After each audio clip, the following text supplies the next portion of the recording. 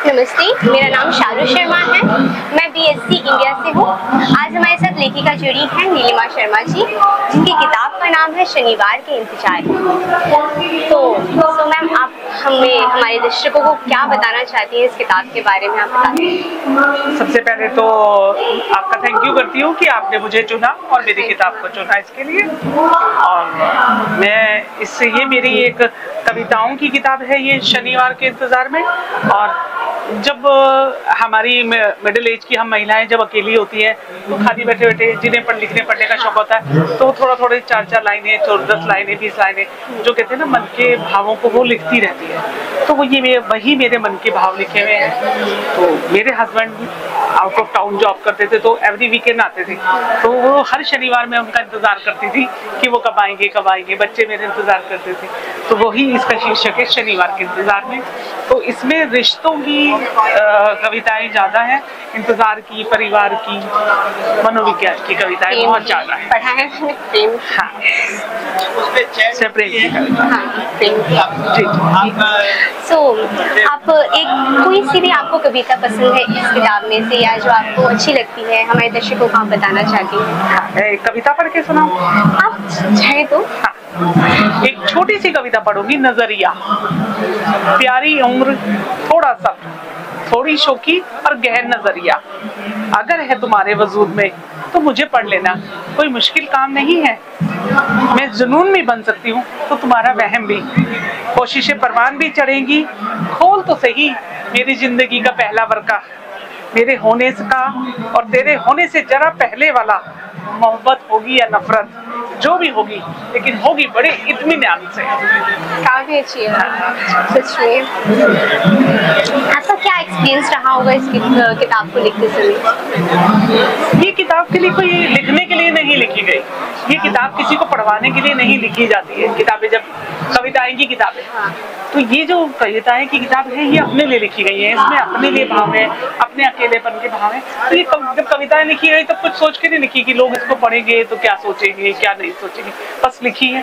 बाद में इसको, कई साल की कविता है, बाद में इसको एक पुस्तक रूप दे दिया गया।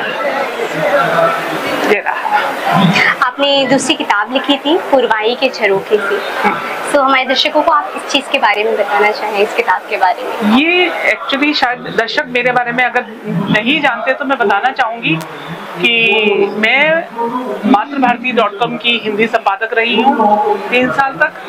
और उसके बाद में आज भी पिछले 10 साल से पुरवाई पत्रिका जो है, पहले वो हार्ड बाउंड में आती थी और अब ई पत्रिका है, उसकी मैं उप संपादक हूँ।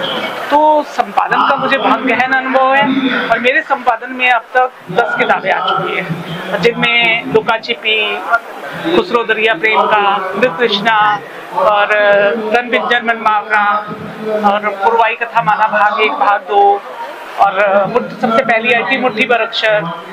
और ये मतलब और है, इसके अलावा मेरे 2 उपन्यास आ चुके हैं। ये जो किताब है ये पुरवाई पत्रिका के लिए मैंने कुछ लेखकों के, जो मुख्य प्रमुख लेखक है, कहानीकार हैं, उनके इंटरव्यू किए थे पत्रिका के उप संपादक होने के नाते। तो उन सब इंटरव्यू को ऑनलाइन छापा गया था। फिर बाद में लाइब्रेरी के लिए हमने इसको एक पुस्तक रूप दे दिया गया, जिसका आज शिवना प्रकाशन पर विमोचन हुआ। तो ये वो पुस्तक है। जो हमारे न्यू रीडर्स हैं, नए लेखक हैं जो लिख रहे हैं अभी, आप उन्हें कोई संदेश देना चाहती हैं?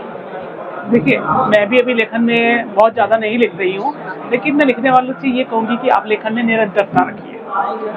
अगर आप निरंतर रोजाना लिखते हैं तो धीरे धीरे आपका शब्द भंडार बढ़ेगा। शब्द भंडार बढ़ेगा तो आपके पास लिखने के लिए और लगातार लिखना और अच्छा पढ़ना ये सबसे जरूरी है। आप हमें कुछ एडिटर के बारे में बताना चाहेंगे? हाँ, मैंने एडिटिंग में कई किताबें लिखी, मतलब एडिटिंग की है कहानी की किताबें। तो उसमें मैंने ज़्यादातर कहानी संग्रह किए हैं एडिटिंग। तो उसमें मैंने विषयवार किया है, स्त्री मन की कहानियाँ, बाल मन की कहानियाँ और मनोविज्ञान की कहानियों पर ज़्यादा लिया है। एक हमने प्रोजेक्ट बनाया था लॉकडाउन में। जैसे ही लॉकडाउन लगा था तो मेरे दिमाग में एक आइडिया आया, इस टाइम हर घर में कुछ अलग कहानी चल रही होगी, कोई हस्बैंड वाइफ होंगे, कोई 2 बच्चे रह गए होंगे, कहीं कुछ रह गया होगा। तो हमने कल्पना करी कि एक बिल्डिंग है, नोएडा की एक सोसाइटी है। वो सोसाइटी में 22 फ्लैट्स है, एक फ्लैट खाली है, 21 फ्लैट बचे हैं। 21 फ्लैट में कोई हमने कल्पना की कि ये लोग रहते हैं और हम उन लोगों के साथ उन लोगों के घर की कहानी बता रहे हैं। हमने 21 लोगों को पूरे दिल्ली से बाहर से चुना और उन लोगों से 21 लोगों से मैंने कहानी बनवाई, मतलब कहानी लिखवाई और उसको हमें सिर्फ 10 दिन के अंदर उस प्रोजेक्ट को ऑनलाइन लॉन्च कर दिया। उस टाइम में 5 लाख से ज़्यादा लोगों ने लॉकडाउन में हमारी उन कहानियों को पढ़ा और उसमें मेरी जो कहानी थी आज वो टोक्यो यूनिवर्सिटी की मैगजीन में लगी हुई है। उसका जापानी भाषा में अनुवाद हुआ था। और एक मैंने एडिटोरियल में क्या किया था, अलग अलग शहरों से 13 महिलाओं को चुना। मैंने एक कहानी सोची, उसमें लोगों ने, बाकी राइटर्स ने उसमें थोड़ा थोड़ा हमने अपना जोड़ा, सबने उस पर कहानी का विकास किया। स्क्रिप्ट मतलब दोबारा से हमने आपस में सलाह करके लिखी और हमने पूरा वो नॉवेल लिखा।